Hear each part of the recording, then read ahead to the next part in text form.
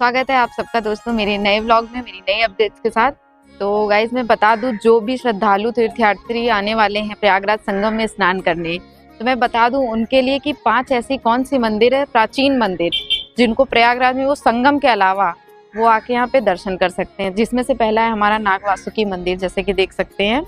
धर्म और आस्था से भरे प्रयागराज के संगम तट के उत्तरी दिशा में ये प्राचीन नागवासुकी मंदिर स्थित है। तो मैं बता दूं, यहाँ पे नागवासुकी मंदिर में नागों के राजा जो कि नागवासुकी थे यहाँ पे विराजमान है।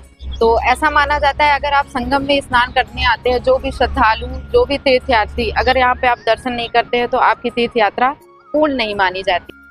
तो पौराणिक कथाओं के अनुसार ऐसा माना जाता है कि जब समुद्र मंथन हो रहा था तो सुमेरु पर्वत जो होता है उसमें नागवासुकी जी को रस्सी के तौर पे लपेट के समुद्र मंथन किया गया था। उसके बाद जब वो लहूलुहान हो गए तो विष्णु जी के कहने पे वो प्रयागराज के मतलब तारागंज क्षेत्र में आके यहाँ पे विराजमान हुए थे। तभी से ये मंदिर प्रचलित है और बहुत जानी मानी मंदिर है नागवासुकी मंदिर के नाम से। इसकी एक अच्छी खास बात मैं बता दूं गाइस, अगर जो भी सावन मास में आके यहाँ पे पूजन करता है तो उसकी सारी बाधाएं दूर होती है और काल सर्प दोष से वो मुक्त हो जाता है। तो एक बार महाकुंभ में अगर आप संगम आ रहे हैं तो एक बार इस मंदिर में ज़रूर आइए, ताकि आपकी भी सारी बाधाएं जो भी हों, परेशानियाँ वो दूर हो जाएँ। तो गाइस इस मंदिर के बारे में मैं आपको एक ऐतिहासिक घटना बता दूं कि बहुत वर्षों पूर्व जब मुगल बादशाह और औरंगजेब का राज हुआ करता था तो वो भारत की सारी मंदिरों को तोड़ रहे थे, जिसमें से एक हमारा प्रसिद्ध चर्चित नागवासुकी मंदिर था।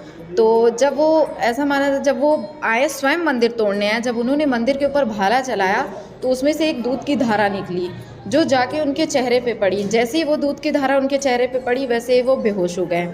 तो समझ सकते हैं ना गाइज आप इस मंदिर का महत्व। तो अगर आपको इस मंदिर की आस्था, इस मंदिर के महत्व और इससे जुड़ी जानकारी जाननी है तो आप संगम आते हैं तो संगम से कुछ ही दूरी पे है ये मंदिर, तो एक बार दर्शन करने यहाँ भी आइएगा। और बाकी और कौन सी मंदिर आप दर्शन करने जा सकते हैं ये मैं अपने वीडियो में आगे दिखाती हूँ। तो गाइस चलते हैं दूसरी मंदिर की ओर, जो कि आप संगम आते हैं तो दूसरी ऐसी कौन सी प्राचीन मंदिर है जहां आप आके दर्शन कर सकते हैं। तो गाइस संगम के स्नान करने के बाद जो, जैसे कि आप लोगों को पता है, बड़े हनुमान जी की मंदिर, लेटे हुए हनुमान जी की मंदिर, तो उन्हें लेटे हनुमान जी क्यों कहा जाता है, इसके पीछे के कारण मैं आपको बताती हूँ। कि ऐसा हुआ था जब हनुमान जी लंका विजय के बाद जा रहे थे, वापस लौट रहे थे, तो उन्हें थकान सी होने लगी। तो संगम के इसी स्थान पर उन्होंने यहाँ पे आराम किया था, जिसके कारण इस मंदिर का निर्माण हुआ है, जिसे कहते हैं लेटे हनुमान जी या बड़े हनुमान जी। तो इसकी एक मान्यता ये है। दूसरी मान्यता क्या है, चलिए उसके बारे में मैं आपको बताती हूँ। तो गाइस मैं दूसरी मान्यता आपको बता दूं कि लेटे हुए हनुमान जी मंदिर का निर्माण कैसे हुआ। तो पहले तो मैं बता दूं, ये हनुमान मंदिर उत्तर प्रदेश के प्रयागराज में, मतलब लेटे हुए हनुमान जी की छोटी है लेकिन काफ़ी प्राचीन मंदिर है। तो इसकी लंबाई, जो हनुमान जी की मूर्ति है उसकी लंबाई 20 फीट की है और ये संपूर्ण भारत में ऐसी मंदिर है जहाँ पे लेटे हुए हनुमान जी पाए जाते हैं। बाकी मंदिरों में आपने देखा वो खड़े हुए होंगे या फिर बैठे हुए, लेकिन हमारे प्रयागराज में ये ऐसे हैं जो लेटे हुए हैं। तो ये लेटे हुए हनुमान जी कैसे हैं मैं आपको बताती हूँ। और ये मंदिर जो है 600 से लेकर 700 साल तक की पुरानी मंदिर है। कन्नौज के एक राजा थे जिनको कोई संतान नहीं थी, तो उनके गुरु ने एक उपाय बताया। उपाय यह था कि उन्होंने कहा हनुमान जी की ऐसी मूर्ति का निर्माण करवाइए जिसमें वह राम लक्ष्मण के नागपाश के लिए पाताल में गए थे। और उन्होंने यह उपाय बताया कि वह मूर्ति का निर्माण जो होना था वो विंध्याचल पर्वत से ही किया जाना चाहिए। तो उन्होंने उनके आदेश को माना और वो हनुमान जी की मूर्ति बनवाने के लिए विंध्याचल गए। वो विंध्याचल से जब हनुमान जी की मूर्ति नाव में लेकर आ रहे थे तो ऐसा हुआ कि किसी कारणवश वह नाव डूब गई और जो मूर्ति थी वो जलमग्न हो गई।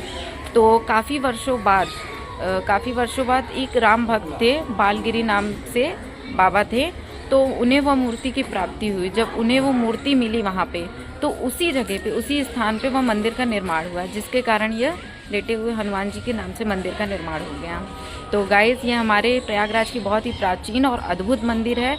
तो संगम से बस 10 कदम की दूरी पे है, तो आप स्नान करते ही तुरंत उनका दर्शन कर सकते हैं। तो गाइस मैं आपको बताने जा रही हूँ प्रयागराज का तीसरा वह स्थान जहाँ पे आप दर्शन कर सकते हैं, घूम सकते हैं, जो कि वह अक्षयवट।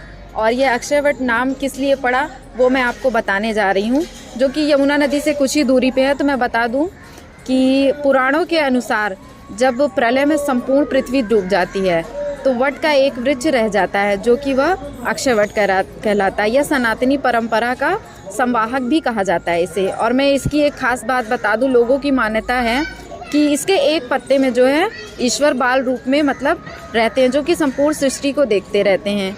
और गाइस मैं बता दूं कि इस वृक्ष का जो उल्लेख है वो कालिदास के रघुवंश तथा चीनी यात्री जो थे हमारे हेंग सांग, उनके यात्रा विवरण में भी इनका जिक्र किया गया है।